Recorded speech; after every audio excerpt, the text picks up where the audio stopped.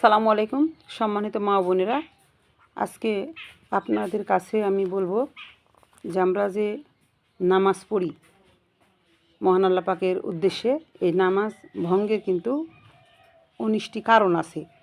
এই কারণগুলো আমরা অনেকে জানি, অনেকে জানি না।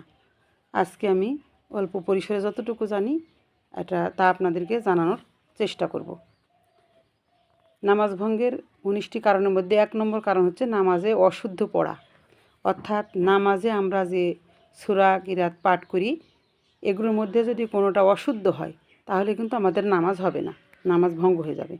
নামাজের ভিতরে কথা বলা, নামাজ চলাকালীন কোনো কথা বলা যাবে না, কারণ নামাজই হচ্ছে আল্লাহর সাথে কথা বলা। আমরা অন্য মানুষের সাথে কথা বলে নামাজ ভঙ্গ হয়ে যাবে। কোনো লোককে সালাম দেওয়া, আপনি নামাজ পড়া অবস্থায় যদি আপনার সামনে অনেক বড় ধরনের লোকও যদি আসে, তারপরেও কিন্তু আপনি তাকে সালাম দিতে পারবেন না। 4 নম্বর কথা, সালামের উত্তর দেওয়া। আপনাকেও যদি কেউ সালাম দেয় নামাজ পড়া অবস্থায়, তাহলে আপনি সালামের উত্তর দিতে পারবেন না। সালামের উত্তর আপনি নিতেও পারবেন না, আবার সালামের উত্তর আপনি দিতেও পারবেন না। 5 নম্বর, উহ আহ শব্দ করা। যদি আপনি অসুস্থ অবস্থায় নামাজ পড়েন, তারপরও আপনি নামাজের মধ্যে উহ আহ শব্দ করতে পারবেন না। 6 নম্বর, বিনা ওজরে কাশি দেওয়া। বিনা কারণে কাশি দিলে নামাজ ভঙ্গ হয়ে যাবে। আমলে কাসির করা 7 নম্বর। 8 নম্বর, বিপদে বা বেদনায় শব্দ করে কাঁদা।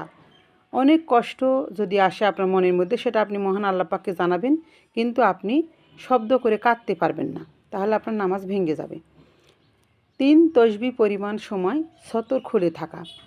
অর্থাৎ আমাদের গা থেকে যদি ওড়না কি চাদর এগুলো যদি পড়ে যায়, তাহলে আমরা সতর্ক হব।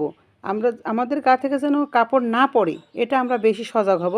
একান্তই যদি পড়ে যায়, তাহলে কিন্তু আমরা 3 তসবিহ পরিমাণ সময়ের আগেই কিন্তু সেটা আমাদেরকে তুলে ফেলতে হবে, তাছাড়া আমাদের নামাজ কিন্তু ভঙ্গ হয়ে যাবে।